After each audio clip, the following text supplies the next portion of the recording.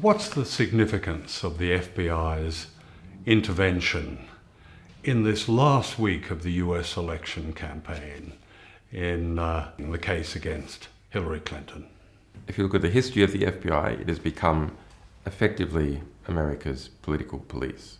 And the FBI demonstrated with taking down the former head of the CIA over classified information given to his mistress. Almost no one was untouchable. The FBI is always trying to demonstrate that. No one can resist us. But Hillary Clinton very conspicuously resisted the FBI's investigation.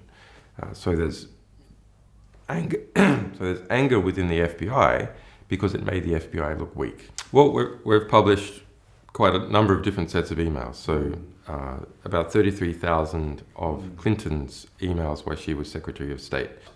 They come from a batch of just over 60,000 emails. In that 60,000 emails, Clinton has kept about half, 30,000, to herself, and we've published about half. And then there's the Podesta emails we've been publishing. Podesta is Hillary Clinton's primary campaign manager. So there's a thread that runs through all these emails. There is quite a lot of pay for play, as they call it, giving access in exchange for money for many different states, individuals and corporations, combined with the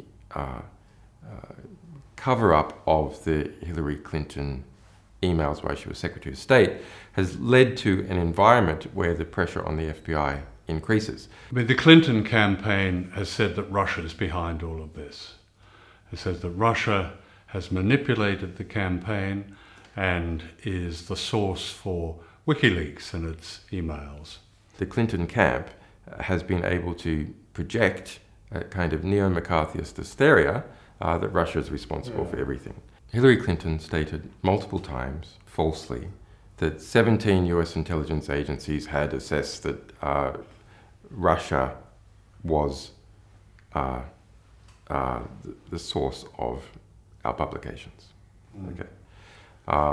That's false. We can say that the Russian government is not the source, yes. WikiLeaks has been publishing for 10 years. In that 10 years, we've published 10 million documents, several thousand individual publications, several thousand different sources.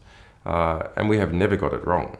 All the emails that give evidence of access for money and how Hillary Clinton herself benefited from this and how she is benefiting politically are quite extraordinary. I'm thinking of where the Qatari representative was given 5 minutes with Bill Clinton for $1 million check, and many other examples. Can you 12 million from Morocco. 12 million from Morocco. For Hillary Clinton to attend. In terms of the foreign policy of the United States, that's where, for me anyway, where the emails are most revealing, where they show the direct connection between Hillary Clinton and the foundation of jihadism of ISIL in the Middle East. Can you talk something about that? How the emails demonstrate this connection between those who are meant to be fighting the jihadists, ISIL, are actually those who have helped create it. There's an early 2014 email from Hillary Clinton, so not so long after she left Secretary of State, to her campaign manager, John Podesta. That email, it states that ISIS, is funded by Saudi Arabia and Qatar, the governments of Saudi Arabia and Qatar. Now, this is I think this is the most significant email in the whole collection. And perhaps because Saudi and Qatari money is spread all over the place, including into many media institutions. All serious analysts know, even the US government has mentioned or agreed with that some Saudi figures have been supporting ISIS, funding ISIS. But the dodge has always been that's it's just some rogue princes using their cut of the oil money to do whatever they like, but actually the government disapproves. But that email says that no, it is the governments of Saudi and the government and Qatar that have been funding ISIS. The Saudis, the Qataris, the Moroccans, the Bahrainis, particularly the Saudis and the Qataris, are giving all this money to the Clinton Foundation, while Hillary Clinton is Secretary of State and the State Department is approving massive arms sales, particularly to Saudi Arabia. Under Hillary Clinton, and our Clinton emails reveal significant discussion about it, the largest ever arms deal in the world was made with Saudi Arabia, more than $80 billion. In fact, during her tenure as Secretary of State, total arms exports from the United States, in terms of their dollar value, doubled.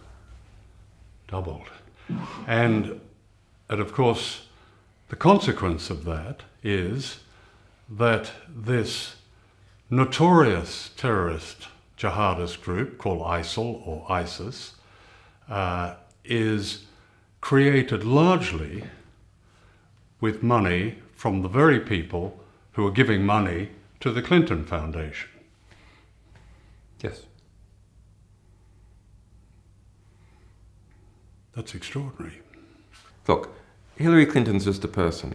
I actually feel quite sorry for Hillary Clinton as a person, because I see someone who is eaten alive by their ambitions, tormented, literally to the point where they become sick.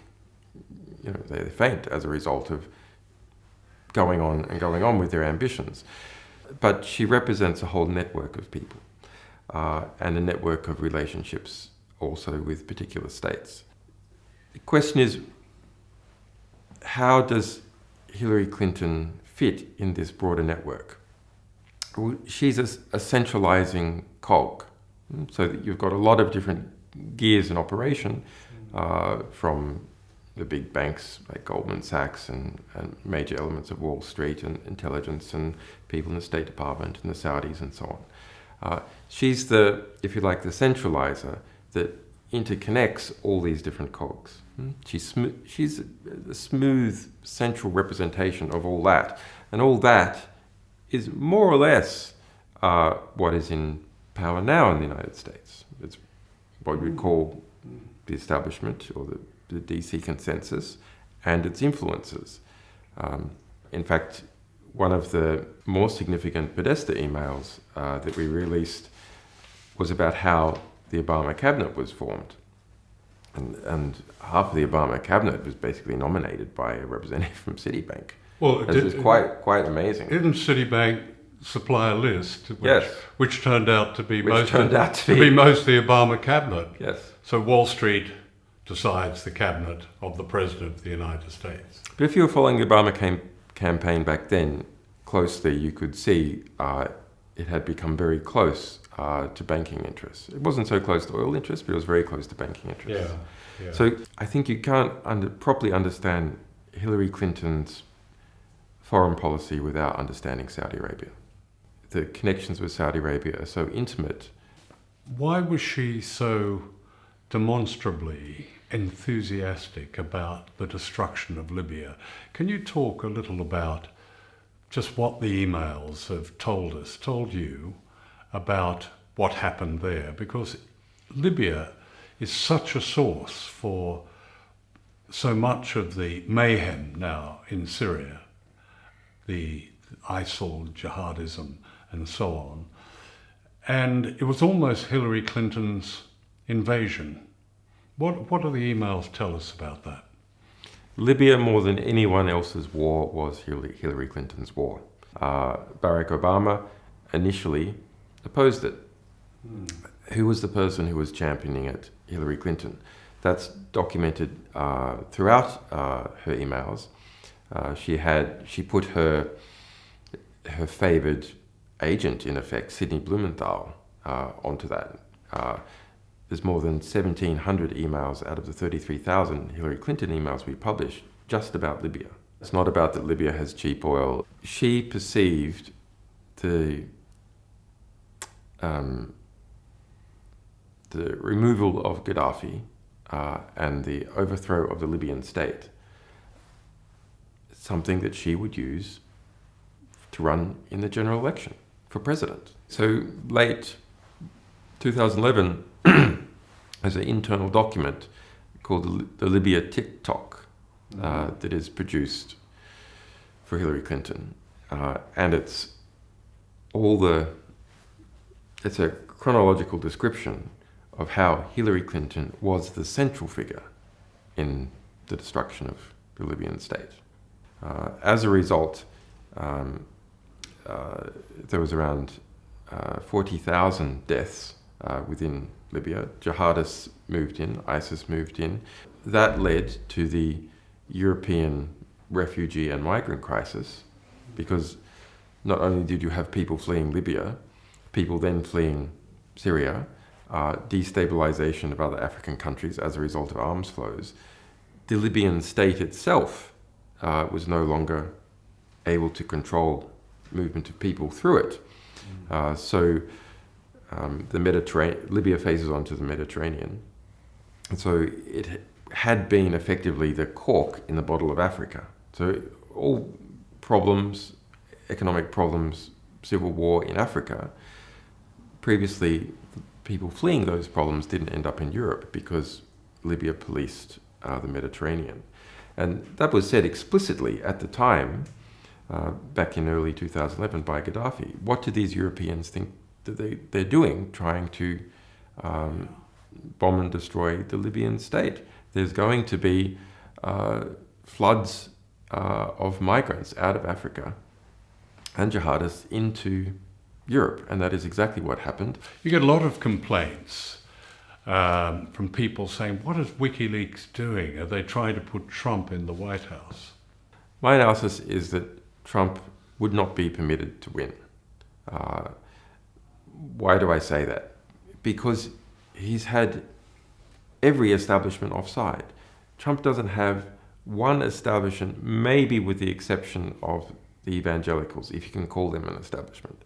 But banks, intelligence, arms companies, well, they all want him beat, foreign money, etc., yeah, is all united behind Hillary Clinton, and the media as well. So media owners and even journalists themselves. The accusations that WikiLeaks is in league with the Russians, and you hear people saying, well, why doesn't WikiLeaks investigate and publish emails on Russia? We have published over 800,000 documents of various kinds that relate to Russia. Most of those are critical. And a great many books have come out of our publications about Russia, most of which are critical. And our documents have gone on to be used in quite a number of court cases, refugee cases of people fleeing some kinds of claimed political persecution in Russia, which they use our documents to back up. Do you take yourself a view of the US election? Do you have a preference for Clinton or Trump? Donald Trump what does he represent in the American mind and in the European mind? He represents American white trash. Deplorable and irredeemable. Basically the same thing. It means from a establishment or educated, cosmopolitan, urbane perspective, these people are, you know, they're like the rednecks, and you can't, like, they're just, can never deal with them. And because he so clearly, through his words and actions and the type of people who turns up his rallies, represents people who are not the upper middle class educated. Yeah. There's a fear of seeming to be associated in any way with that, a social fear that lowers the class status of anyone who can be accused of somehow assisting in any way Trump, including by criticizing Clinton. Yeah. And if you look at how the middle class gains its economic and social power, it makes absolute sense. I'd like to talk about Ecuador, the small country that has given you refuge and given you asylum in this embassy in London.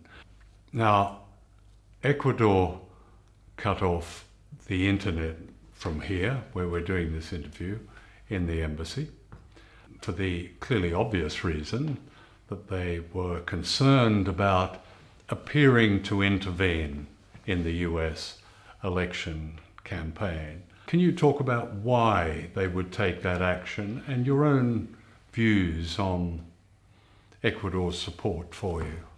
Let's go back 4 years ago. Right. Ecuador, I made an asylum application to Ecuador in this embassy because of the US extradition case. Yeah. And the result was, after a month, I was successful in asylum application, and then the embassy has been surrounded by police. Quite an expensive police operation, which the British government admits to spending more than £12.6 million. They admitted that over a year ago. And now there's undercover police and there's robot surveillance cameras of various kinds. So that there has been a quite serious conflict right here in the heart of London between Ecuador, a country of 16 million people, and the United Kingdom and the Americans who have been helping on the side. So that was a brave and principled thing for Ecuador to do. Now we have the US election on foot. The Ecuadorian election is in February next year. You have the White House feeling the political heat as a result of the true information that we have been publishing. WikiLeaks does not publish from the jurisdiction of Ecuador, from this embassy, or in the territory of Ecuador. We publish from France, we publish from Germany, we publish from the Netherlands, and a number of other countries, so that the attempted squeeze on WikiLeaks is through my refugee status. And this is really intolerable. If you try and get at a publishing organization to try and prevent it publishing true information that is of intense interest to the American people and others about an election. Tell us what would happen if you walked out of this embassy. So I would be immediately arrested by the British police, and I would then be extradited either immediately to the United States or to Sweden. In Sweden I am not charged. I've already been previously cleared, etc. Yeah. So we're not certain exactly what would happen there, but then we know that the Swedish government has refused to say that they will not extradite me to the United States, and they have extradited 100% of people that the US has requested since at least 2000. So over the last 15 years, every single person the US has tried to extradite from Sweden has been extradited, and they refuse to provide a guarantee. So it's, yeah. I mean, people often ask how you cope with the isolation here. Look, one of the best attributes of human beings is that they are adaptable. One of the worst attributes of human beings is they are adaptable. They adapt and start to tolerate abuses. They adapt to being involved themselves in abuses. They adapt to adversity and continue on. So in my situation, frankly, I'm a bit institutionalized. This is the world. Yeah. Visually, this is the world. It's the world without sunlight, for one thing, isn't it? It's a world without sunlight, but I haven't seen sunlight in so long. Like, I don't remember it. So, yeah, you adapt. The one real irritant is that my young children, they also adapt. They adapt to being without their father. That's a hard adaptation, which they didn't ask for. Do you worry about them? Yeah, I worry about them. I worry about their mother. Yeah. Some people would say, well, why don't you end it and simply walk out the door and allow yourself to be extradited to Sweden? The UN has looked into this whole situation. They spent 18 months in formal adversarial litigation, me at the UN versus Sweden and the UK. Who's right? The UN made a conclusion. I'm being arbitrarily detained, illegally deprived of my freedom, that what has been occurred has not occurred within the laws that the United Kingdom and Sweden must obey. It is an illegal abuse. United Nations formally asking, what's going on here? What's your legal explanation for this? He says that you should recognize his asylum. Sweden formally writing back to the United Nations says, no, we're not going to. So leaving open their ability to extradite. I just find it absolutely amazing that the narrative about this situation is not put out publicly in the press. Because it doesn't suit the Western establishment narrative that, yes, the West has political prisoners. It's a reality. It's not just me. There's a bunch of other people as well. The West has political prisoners. No state accepts to call the people it is imprisoning or detaining for political reasons political prisoners. They don't call them political prisoners in China. They don't call them political prisoners in Azerbaijan. And they don't call them political prisoners in the United States, the UK, or Sweden. It's absolutely intolerable to have that kind of self-perception. But here we have a case, talking about the Swedish case, where I have never been charged with a crime, where I have already been cleared and found to be innocent, where the woman herself said that the police made it up, where the United Nations formally said the whole thing is illegal, where the state of Ecuador also investigated and found that I should be given asylum. Those are the facts. But what is the rhetoric? Different. The rhetoric is pretending, constantly pretending that I have been charged with a crime, never mentioning that I have been already previously cleared, never mentioning that the woman herself says that the police made it up, trying to avoid that the UN formally found that the whole thing is illegal, never even mentioning that Ecuador made a formal assessment through its formal processes and found that, yes, I am subject to persecution by the United States.